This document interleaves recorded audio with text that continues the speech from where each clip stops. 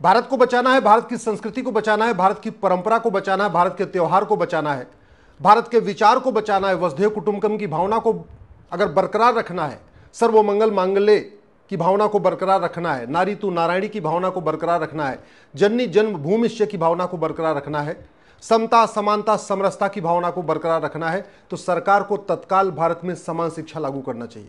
भारत का संविधान भी यही कहता है कि भारत में समान शिक्षा लागू होनी चाहिए, यानी one nation one education board होना चाहिए, वन नेशन वन सिलेबस होना चाहिए, वन नेशन वन करिकुलम होना चाहिए। भारत के प्रियम्बल में लिखा हुआ है सोशल जस्टिस, समान शिक्षा के बिना सोशल जस्टिस नहीं आ सकती। भारत के प्रियम्बल में लिखा हुआ है equality, unity, national integration, fraternity, यानी एकता भाईचारा। समान शिक्षा के बिना न भाईचारा बन सकता है, न देश की एकता अखंडता मजबूत हो सकती है, न सबको समान अवसर मिल सकता है। भारत का आर्टिकल 14 कहता है इक्वलिटी बिफोर लॉ, सब लोग एक समान कह रहे हैं, सब एक समान है। आर्टिकल 15 कहता है किसी के साथ भेदभाव नहीं करना। आर्टिकल 16 कहता है सबको समान अवसर देना। समान अवसर तब मिलेगा जब पूरे देश में समान शिक्षा होगी, ज्यादा नहीं तो कम से कम 10वीं तक सबके लिए समान शिक्षा हो। भारत का आर्टिकल 17 कहता है छुआछूत खत्म होनी चाहिए, वो तभी रुक पाएगी जब भारत में समान शिक्षा होगी। भारत का आर्टिकल 21 कहता है कि राइट टू एजुकेशन, यानी शिक्षा का अधिकार एक फंडामेंटल राइट है, मौलिक अधिकार है, और जो फंडामेंटल राइट होता है वो भेदभाव करने वाला नहीं होता है। इस बारे में 2011 में सुप्रीम कोर्ट की 3 जजों की बेंच ने एक जजमेंट दिया है। केस का नाम है के श्याम सुंदर वर्सेस स्टेट ऑफ तमिलनाडु, जिसमें सुप्रीम कोर्ट की 3 जजों की बेंच, जिसमें जस्टिस जे एम पंचाल थे, जस्टिस दीपक वर्मा थे, जस्टिस बी एस चौहान थे, उन्होंने कहा था कि भारत में यूनिफॉर्म एजुकेशन सिस्टम लागू करने की जरूरत है। सब अपनी अपनी भाषा में पढ़ें, तमिलनाडु वाले अपनी भाषा में पढ़ें, बंगाल वाले बंगाली में पढ़ें, गुजरात वाले गुजराती में पढ़ें, महाराष्ट्र वाले मराठी में पढ़ें, लेकिन सिलेबस और करिकुलम एक समान होना चाहिए। यानी जैसे पूरे देश में रेलवे चलाने के लिए एक रेलवे बोर्ड है, ऐसे पूरे देश के स्कूल चलाने के लिए एक एजुकेशन बोर्ड होना चाहिए। जैसे पूरे देश में वन टैक्स हो चुका है, जीएसटी हो चुका है, ऐसे पूरे देश का सिलेबस एक होना चाहिए, करिकुलम कॉमन होना चाहिए। हाँ, भाषा अपनी अपनी हो सकती है, अपनी अपनी मातृभाषा हो सकती है। आर्टिकल 25 कहता है कि सबको फ्रीडम ऑफ रिलीजन है, लेकिन याद रखिएगा फ्रीडम ऑफ रिलीजन है, फ्रीडम ऑफ कन्वर्जन है, कन्वर्जन नहीं है। आर्टिकल 25 में रीतियों की आज़ादी है, कुरीतियों की नहीं, प्रथा की आज़ादी है, कुप्रथा की नहीं, धर्म की आज़ादी है, धर्मांतरण की नहीं। और सबसे बड़ी बात, आर्टिकल 25 में आज तक धर्म क्या होता है, रिलीजन क्या होता है, इसको डिफाइन ही नहीं किया गया। मेरी PIL चल रही है, सरकार को नोटिस भी हुआ है, लेकिन अभी तक आज तक सरकार ने धर्म क्या होता है, रिलीजन क्या होता है, इसको डिफाइन नहीं किया। और नतीजा ये है कि मैं देख रहा हूं सुप्रीम कोर्ट के जज भी धर्म और रिलीजन को लेकर कंफ्यूज हैं। हमारे बड़े बड़े जो मठाधीश हैं, धर्मगुरु हैं, वो भी धर्म और रिलीजन को लेकर कंफ्यूज हैं। सांसद, विधायक, मंत्री, नेता, अभिनेता, लेखक, पत्रकार, कलमकार, सब धर्म और रिलीजन को लेकर कंफ्यूज हो रखे हैं। धर्म को रिलीजन समझ रहे हैं, रिलीजन को धर्म समझ रहे हैं, जबकि दोनों में जमीन आसमान का अंतर होता है। आर्टिकल 28 कहता है कि आप भारत में रिलीजियस एजुकेशन नहीं दे सकते। बिल्कुल मैं सहमत हूं, रिलीजियस एजुकेशन नहीं होनी चाहिए, लेकिन धार्मिक शिक्षा होनी चाहिए। धर्म अलग है, रिलीजन अलग है। आर्टिकल 28 कहता है कि रिलीजियस एजुकेशन नहीं होगी, यानी स्कूलों में, सरकारी स्कूलों में, सरकार के द्वारा फंडेड स्कूलों में कुरान नहीं पढ़ाई जा सकती क्योंकि वो रिलीजियस बुक है। वो बाइबल नहीं पढ़ाई जा सकती क्योंकि वो रिलीजियस बुक है। लेकिन आर्टिकल 28 धार्मिक शिक्षा का विरोध नहीं करता। इसका मतलब भगवत गीता पढ़ाई जा सकती है, रामायण पढ़ाया जा सकता है, उत्तरकांड में जो राम राज्य की कल्पना है उसको पढ़ाया जा सकता है। आर्टिकल भगवत गीता में जो कर्मयोग, ज्ञान योग, राजयोग सिखाया गया उसको पढ़ाया जा सकता है। वेदों की ऋचाएं पढ़ाई जा सकती हैं, क्योंकि ये सब भारत की संस्कृति के अनुरूप है। आर्टिकल 29 कहता है right to culture, right to, मतलब भारत की संस्कृति को मजबूत करना भी सरकार की ड्यूटी है। भारत की संस्कृति तब मजबूत होगी जब भारतीय धर्म, भारतीय संस्कृति बाकायदा बच्चों को पढ़ाई जाएगी। ये तब मजबूत होगी जब हमारी संस्कृति क्या है, हमारे पूर्वज कौन थे, हमारा ज्ञान विज्ञान क्या कहता है, इसको स्कूल के सिलेबस में डाला जाएगा, कम से कम प्राइमरी और जूनियर के सिलेबस में डाला जाएगा। आर्टिकल 30 कहता है कि माइनॉरिटीज़ को अपना स्कूल खोलने का अधिकार है। बिल्कुल खोलने का अधिकार है, लेकिन पहले माइनॉरिटी को डिफाइन कर देना चाहिए। UN के डिफिनेशन के अनुसार जो कम्युनिटी कभी रूल कर चुकी हो, कभी शासन कर चुकी हो किसी देश पे, किसी राज्य पे, उसको माइनॉरिटी नहीं कह सकते। भारत में 200 साल तक क्रिश्चियन ने रूल किया है, 500 साल तक मुस्लिम्स ने रूल किया है। इसका मतलब मुस्लिम और क्रिश्चियन कभी भारत में माइनॉरिटी नहीं हो सकते। और अगर आप नंबर के हिसाब से देखें तो यूएन कहता है यानी ग्रुप और community which is socially, economically, politically non dominant and inferior in population, ऐसा ग्रुप जिसका कोई सामाजिक वजूद न हो, जिसका कोई आर्थिक वजूद न हो, जिसका कोई राजनीतिक वजूद न हो, जो ऐसा ग्रुप जो न एक पार्षद बना पाए, न एक विधायक बना पाए, न एक सांसद बना पाए और उसकी संख्या नगण्य हो यानी 1% से कम हो, उसको अल्पसंख्यक कहते हैं। उस कैटेगरी में भी क्रिश्चियन ईसाई फिट नहीं बैठते, क्योंकि क्रिश्चियंस ने बहुत सारे राज्यों में उनकी सरकार चल रही है, बाकायदा वो मेजॉरिटी में है।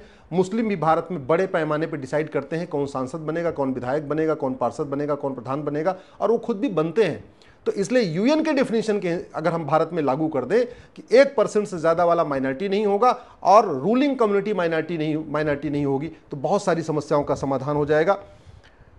भारत में आर्टिकल 51A जो फंडामेंटल ड्यूटी है वो भी कहता है कि साइंटिफिक टेम्पर डेवलप करिए, वैज्ञानिक सोच विकसित करिए। वैज्ञानिक सोच तब विकसित होगी जब पहले भारत में कम से कम 10वीं तक 16 साल तक सभी बच्चे वैज्ञानिक दृष्टिकोण को पढ़ेंगे।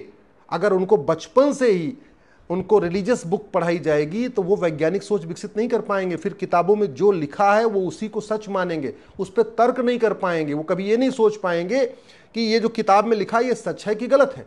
मेरा व्यक्तिगत ये मानना है, चाहे वो वेद हो, चाहे पुराण हो, चाहे गीता हो, चाहे रामायण हो, चाहे कुरान हो, चाहे बाइबिल हो, सब पे बाकायदा तार्किक तरीके से उस पर सोचने की आज़ादी सबको मिलनी चाहिए। संविधान में कहता है फ्रीडम ऑफ एक्सप्रेशन है, फ्रीडम ऑफ थॉट है, सबको बोलने सोचने की आज़ादी है। तो बोलने सोचने की आज़ादी तब होगी ना जब पहले बच्चा समझने लायक समझदार हो जाएगा। अगर उसको बचपन में वो किताब पढ़ा दी जाएगी तो समझदार कैसे होगा, वो सोचेगा कैसे, तर्क कैसे करेगा। बड़ी सबसे इंपॉर्टेंट बात यह है कि भारत की जो वर्तमान शिक्षा है न वो भारत की संस्कृति को मजबूत करती है, न भारत की परंपरा को मजबूत करती है, न ह्यूमैनिटी को मजबूत करती है। सच्चाई तो यह है कि वो केवल डॉक्टर बना रही, इंजीनियर बना रही है और अलग अलग चीज़ों को कर रही है। और ये शिक्षा घटिया है, इसीलिए न जातिवाद कम हो रहा है, न भाषावाद कम हो रहा है, न क्षेत्रवाद कम हो रहा है, न कट्टरवाद कम हो रहा है, न जिहाद कम हो रहा है, न मजहबी उन्माद कम हो रहा है। शिक्षा घटिया है, इसलिए धर्मांतरण नहीं रुक रहा है। शिक्षा को ठीक करने के लिए संविधान में कोई संशोधन की जरूरत नहीं है। संविधान में सब पहले से लिखा हुआ है। केवल राइट टू एजुकेशन जो पार्लियामेंट में बना है, इसको इक्वल शब्द जोड़ देने की जरूरत है। ये हो जाएगा right to equal education. Equal education होते ही आप भारत में समान शिक्षा लागू कर सकते हैं, फिर कोई रोक नहीं सकता। वैसे भी एजुकेशन कॉन्करेंट में है, ये पार्लियामेंट ने एक एक्ट बनाया हुआ है, इसका मतलब पार्लियामेंट को इस कानून को बदलने का अधिकार है। केवल उसमें इतना काम करना है कि इक्वल शब्द जोड़ना है। जो राइट टू एजुकेशन अभी 6 से 14 साल लागू होता है, इसको 6 से 16 साल तक करना है। अभी कक्षा 1 से कक्षा 8 तक लागू होता है, इसको कक्षा 1 से कक्षा 10 तक आगे बढ़ाने की ज़रूरत है। और भारत में फिर 555 अपना एजुकेशन सिस्टम होना चाहिए। 5 साल का प्राइमरी, 5 साल का सेकेंडरी और 5 साल का ग्रेजुएशन। आप 5 साल तक के प्राइमरी में केवल और केवल उसको जापान की तरीके उसको इंसान बनाइए, बच्चे को अच्छा इंसान बनाइए। 5 साल के सेकेंडरी में उसको विषय पढ़ाइए, उसको फिजिक्स पढ़ाइए, केमिस्ट्री पढ़ाइए, मैथ पढ़ाइए, जूलॉजी पढ़ाइए, बॉटनी पढ़ाइए, बाकी सब पढ़ाइए, जिससे उसका दिमाग परिपक्व हो जाए। हाँ, उसने जब 10वीं कर लिया उसके बाद उसको जो करना हो, उसको मौलवी बनना है अपना कुरान पढ़े, उसको पादरी बनना है वो बाइबल पढ़े, जिसको ज्योतिषी बनना है या अपना धर्मगुरु बनना है वो अपना आचार्य बनना है वो भगवत गीता पढ़े, वेद पढ़े, रामायण पढ़े, रामचरितमानस पढ़े, जिसको जो। लेकिन कम से कम 10वीं तक सभी बच्चे मिनिमम एजुकेशन ले लें, जिससे उनका दिमाग इतना खुल जाए कि वो वेद पढ़ें या कुरान पढ़ें या बाइबल पढ़ें या रामचरितमानस पढ़ें तो उसको अच्छी तरीके से सोच सके, उसको निष्पक्ष भाव के स्वतंत्र भाव से सोच सके, इसलिए ज़्यादा ज़रूरी है। भारत में बांग्लादेश पे इस समय चर्चा हो रही है। पहले उन्होंने प्रधानमंत्री को खदेड़ा, प्रधानमंत्री भाग गई शेख हसीना जी, और आज उन्होंने सुप्रीम कोर्ट को घेर लिया, चीफ जस्टिस को इस्तीफा देना पड़ा। मैं इसलिए बार बार कहता हूं कि भारत में अगर संविधान चल रहा है तो इसलिए चल रहा है कि भारत में हिंदू बहुसंख्यक है। भारत में अगर सुप्रीम कोर्ट जो फैसला देती है कोई उसका विरोध नहीं करता, उसका मूल कारण है कि भारत में हिंदू बहुसंख्यक है। भारत के प्रियम्बल में सेकुलर शब्द जोड़ दिया, किसी ने विरोध नहीं किया क्योंकि हिंदू बहुसंख्यक है। भारत में तख्ता पलट नहीं होता क्योंकि हिंदू बहुसंख्यक है। भारत में मजबूत लोकतंत्र चल रहा है क्योंकि हिंदू बहुसंख्यक है। भारत में सेना विद्रोह नहीं करती क्योंकि हिंदू बहुसंख्यक है। भारत के नेता, भारत के नौकरशाह कभी पॉलिटिकल पार्टियों के खिलाफ कोई साजिश नहीं करते क्योंकि वहाँ पे भी हिंदू बहुसंख्यक है। जिस दिन हिंदू की संख्या घटेगी अराजकता बढ़ेगी। दुर्भाग्यवश जो कुछ बांग्लादेश में हो रहा है, ये पहले कश्मीर में हो चुका है। जो कुछ कश्मीर में हो चुका है वो 1947 में पाकिस्तान में हो चुका है। जो पाकिस्तान में हो चुका है वो उसके पहले अफगानिस्तान में हो चुका है। अगर आप संख्या देखें तो लगातार हिंदुओं की संख्या घटी है। 7वीं शताब्दी से हिंदू घटने शुरू हुए हैं और लगातार घटते गए घटते गए घटते गए। उदाहरण के लिए 7वीं शताब्दी में हिंदुस्तान की जो जनसंख्या थी वो 40 करोड़ थी। 8वीं शताब्दी में 1 करोड़ कम हो गई, 39 करोड़ हो गई। 9वीं शताब्दी में 38 करोड़ हो गई, 1 करोड़ और कम हो गई। इसका मतलब भारत बटा, भारत घटा। 10वीं शताब्दी में भारत की जनसंख्या 36 करोड़ हो गई, इसका मतलब भारत घटा और भारत बटा। 12वीं शताब्दी में भारत की जनसंख्या 28 करोड़ हो गई, इसका मतलब भारत बटा और भारत घटा। 13वीं शताब्दी में भारत की जनसंख्या 23 करोड़ हो गई, इसका मतलब भारत बटा, भारत घटा। 14वीं शताब्दी में भारत की जनसंख्या 18 करोड़ हो गई, इसका मतलब भारत बटा, भारत घटा। 16वीं शताब्दी में भारत की जनसंख्या 16 करोड़ हो गई, 14 करोड़ हो गई, इसका मतलब भारत बटा, भारत घटा। तो आप जरा देखिए कि 7वीं शताब्दी से लेकर बाबर तक लगातार भारत बटा है, भारत घटा है। और आज की डेट में भारत के पड़ोस में जितने देश हैं ये सब भारत के हिस्सा थे। कभी मालदीव भारत का हिस्सा था 9वीं शताब्दी में, अफगानिस्तान भारत का हिस्सा था 16वीं शताब्दी में, पाकिस्तान भारत का हिस्सा था 1947 में, बांग्लादेश भारत का हिस्सा था 1947 में, नेपाल भी भारत का हिस्सा था। तो आज की डेट में जो भारत के पड़ोसी देश हैं, इसमें चाइना को छोड़ दीजिए तो बाकी 8 जो देश हैं आपका, अफगानिस्तान, पाकिस्तान, बांग्लादेश, मालदीव, नेपाल, म्यांमार, श्रीलंका, ये सब कभी भारत के हिस्सा हुआ करते थे।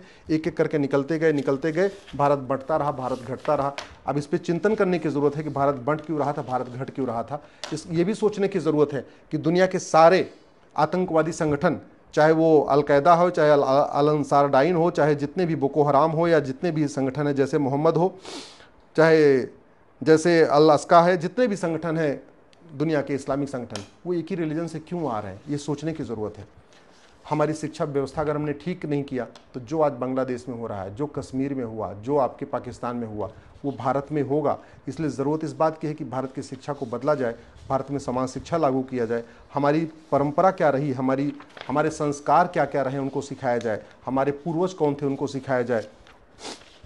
भारत में दुनिया भर के वहसी दरिंदों को पढ़ाया जाता है, लेकिन कभी महर्षि अंगिरा, महर्षि याज्ञवल्क्य, महर्षि अक्षपाद, महर्षि रैक, महर्षि अगस्त्य, महर्षि लोमस, महर्षि अग्निवेश, महर्षि वशिष्ठ, महर्षि अजातशत्रु, महर्षि वात्स्यायन, महर्षि अत्रि, महर्षि वामदेव, महर्षि अष्टावक्र, महर्षि वाल्मीकि, महर्षि आत्रेय, महर्षि विश्रवा, महर्षि कण्व, महर्षि विश्वामित्र, महर्षि कपिल, महर्षि व्यास, महर्षि कश्यप, महर्षि वैशंपायन, महर्षि कात्यायन, महर्षि संभंग, महर्षि कृपाचार्य, सुखदेव, गर्ग, शुक्राचार्य, सत्यकाम, गोभिला, जाबाल, गौड़पाद, सुतीर्ण, च्यवन, सुमंत, जमदग्नि, जैमिनी, मरीच, दत्तात्रेय, अंगिरस, दधीच, पुलह, देवल, क्रतु, धौम्य, सोनक, कड़ाद, पराशर, भास्कराचार्य, पुलस, चरक, भारद्वाज, करदम, भृगु, गौतम, बौद्धायन, मैत्रायण। हम अपने ऋषियों महर्षियों को पढ़ाते ही नहीं, कभी पढ़ाते ही नहीं।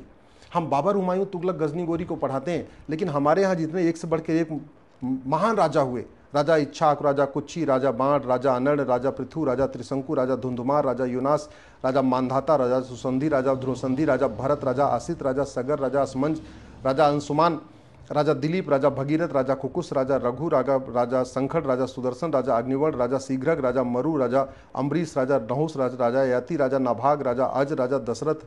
इनके बारे में पढ़ाते नहीं, केवल भगवान राम के बारे में पढ़ाते हैं, लेकिन उनका राज्य कहाँ से कहाँ तक वो भी नहीं पढ़ाते। लौकुश कहाँ के राजा हुए वो भी नहीं पढ़ाते। नतीजा ये है कि धीरे धीरे भारत की संस्कृति खराब होती चली जा रही है और भारत की बर्बादी हो जा रही है। जब बम धमाके होते हैं तो बम धमाकों की चर्चा होती है, लेकिन उस सोच की चर्चा नहीं होती। कभी इस बात की चर्चा ही नहीं होती कि यमन अशांत क्यों है, कांगो अशांत क्यों है, ईरान अशांत क्यों है, इराक अशांत क्यों है, सूडान अशांत क्यों है, इजिप्ट अशांत क्यों है, सीरिया अशांत क्यों है, बांग्लादेश अशांत क्यों है, फिलीपींस अशांत क्यों है, सोमालिया अशांत क्यों है, पाकिस्तान अशांत क्यों है, नाइजीरिया अशांत क्यों है, तजाकिस्तान अशांत क्यों है, अफगानिस्तान अशांत क्यों है। कभी इस पर चर्चा ही नहीं होती। मूल कारण है तालीम, मूल कारण है स्कूल।